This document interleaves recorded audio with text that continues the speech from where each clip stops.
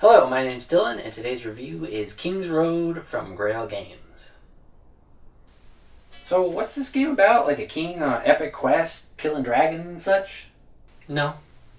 Oh, okay. Well, I mean, it's area control, right? Is it like Blood Raid? Eh? Besides the whole area control thing? No. So wait, you're telling me there's a witch, a dragon, and a knight, and there's absolutely no combat? What's the king even doing with the dragon? No combat whatsoever. As for the dragon, I guess the king uses it to get around a little bit faster. As for the game's really just about various families sort of competing to put nobles over throughout the kingdom and basically gain the most influence. Oh, so this game has a bunch of political backstabbing. It's like Game of Thrones, right?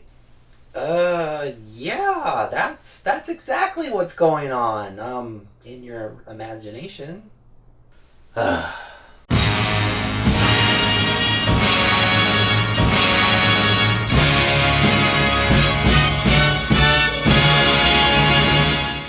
The very first thing you're going to notice as soon as you look at King's Road is that it is gorgeous. The box art, the card art, the little wooden pieces, the board art, everything in this game looks gorgeous. The production is top notch. As for the gameplay, it is quite easy to learn and teach.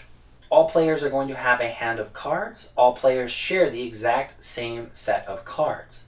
Players will pick and choose 3 of those cards, which they will place face down. All players will reveal at the same time and then resolve their cards. Several of those cards are pictures of the locations you see on the board.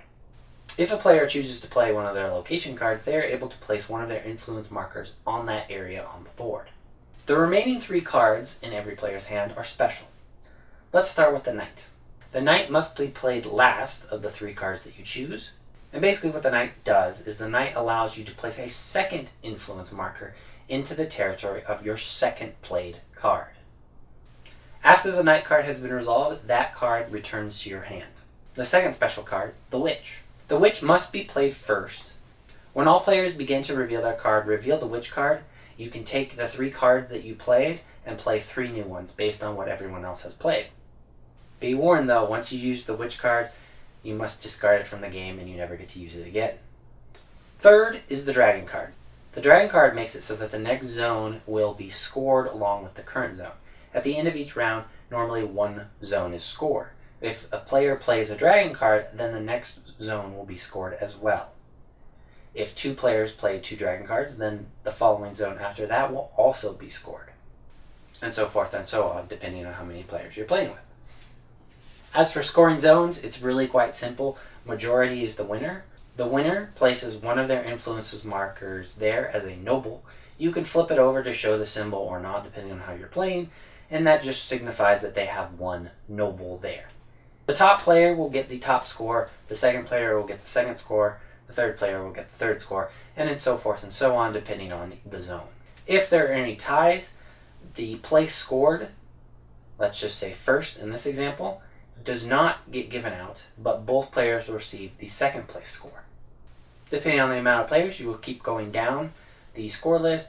If anybody is in a place that either you can't score or not allowed to because of your player limit, they do not get anything for that round. The game ends as soon as a player reaches 40 or more points. So what I think about this game, I think King's Road is basically area controlled, distilled down sort of its finest and lightest form. It is a very tight scoring game. Typically, I haven't seen very many games where the winner is, 8 points or more ahead of anybody. It's usually at most maybe 4 points, maybe 5 points, depending on player strategy. But typically, it's a very close game. And really, some well-played dragon cards can really change the tide. I absolutely love that there's really no sort of one strategy that will beat all the rest. You just have to sort of kind of go with what people are playing. And the scoring system is really nice because depending on the amount of players, you're still going to be able to get points for second or third place. And that means pretty much every zone is always in play for some amount of points. 1 point may not seem like a lot sometimes, but maybe it's that vital 1 point you need to reach 40 and end the game. But here's the thing with King's Road. King's Road is a cool, light game, which kind of puts it in the filler category to me. There is some strategy, and there's quite a bit of thinking going on, but typically it's not strenuous. There's really no sort of analysis paralysis about what you're doing. it's going to be pretty simple. And the fact that it plays in less than half an hour is pretty cool. Now, unfortunately, there are a lot of area control games out there, including the one I mentioned, Blood Rage. And that's just kind of a deeper, slightly more satisfying area control game. But of course, it also takes about 3 times as long to play. There aren't very many, really, if any other games that are area control that play in this 30-minute or less. So really, if you're looking for this quick, light, sort of fast-paced area control game, King's Road is that game. One of the only few sort of negatives I do kind of have about the game is that, and this sort of does depend on player count, it happens more often lower player counts versus the higher player counts, but the king really only takes about 1 journey around the board. So really those nobles you've acquired over time don't really amount to a whole lot sometimes. Sometimes they can be absolutely vital though, even in a lower player count when the king actually does get around. But really in the 3 to 4 player range, I really saw games where the king only went around the board maybe 1.5 times. He might have gotten pretty close to almost 2 times around the whole board, but typically not. At the higher player counts, it's more often he will go around at least twice. So there is a round for each zone where having a noble could be very vital to at least getting some points or at least scoring even higher than you would have without the noble. That being said, it's obviously pretty easy to fix that. You could just double the score, make it 80 instead of 40. I don't know if that would really mess up any sort of balance issues or anything like that, but nonetheless, if you wanted to make the game a little bit longer, you could easily do that. It's not very complicated to do that, and it would be still pretty easy to keep track of scores. So quickly in summary, I think that honestly, if you're looking for a quick sort of area control filler type game, I don't think you can go wrong with King's Road. It fits that niche quite well. It would be perfect on a table. Even with 5 players, you're still going to be able to finish the game in about half hour or less, which is pretty awesome.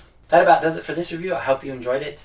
If you did, please remember to like, subscribe, leave a comment below. Check me out on Facebook, Instagram, and Twitter. I constantly will be talking about sort of miniatures I'm painting or sort of games I'm playing, possible upcoming content, that sort of thing.